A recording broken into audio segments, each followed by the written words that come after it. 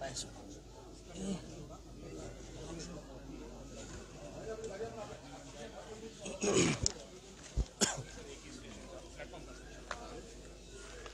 আৰু আপোনালোকে দেখিবলৈ পাইছে নগাঁও ফাইবৰগাঁও ষ্টেচনৰ আৰু উপস্থিত হৈছে কেন্দ্ৰীয় মন্ত্ৰী আৰু তেওঁ বুজ লৈছে নগাঁৱৰ ফাইবৰগাঁও ষ্টেচনৰ সেই সামগ্ৰিক পৰিৱেশ নিউজ আছামৰ জৰিয়তে এটা পোনপটীয়া সংবাদৰ জৰিয়তে দেখুৱাইছোঁ সামগ্ৰিক পৰিৱেশ কিদৰে তেওঁ পৰ্যবেক্ষণ কৰিছে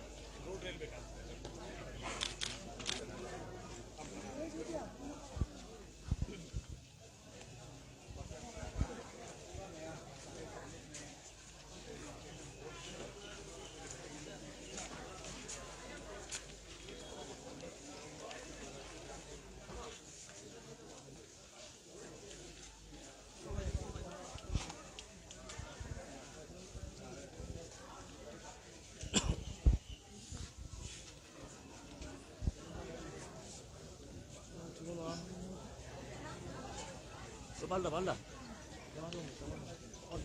Video, like video.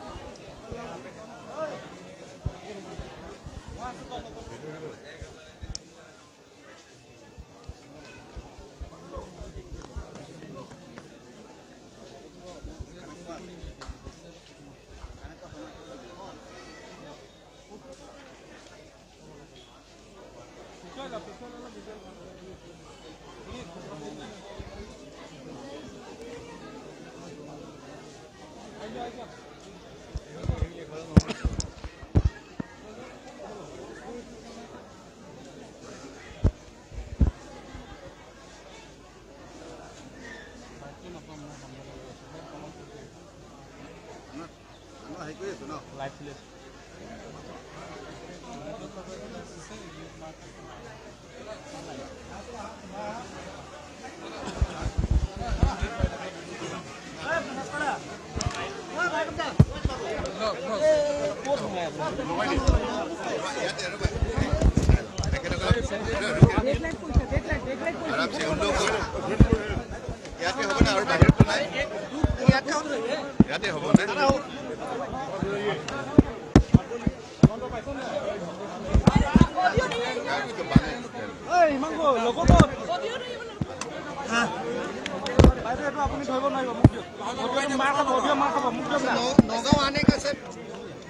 আজি আপুনি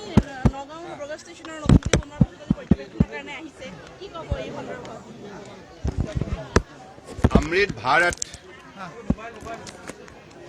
ষ্টেচন স্কিম সমগ্ৰ ভাৰতবৰ্ষতে ইয়াক ৰূপায়ণ কৰাৰ বাবে মিনিষ্ট্ৰী অফ ৰেলৱে স্থানীয় ৰাইজৰ সহযোগত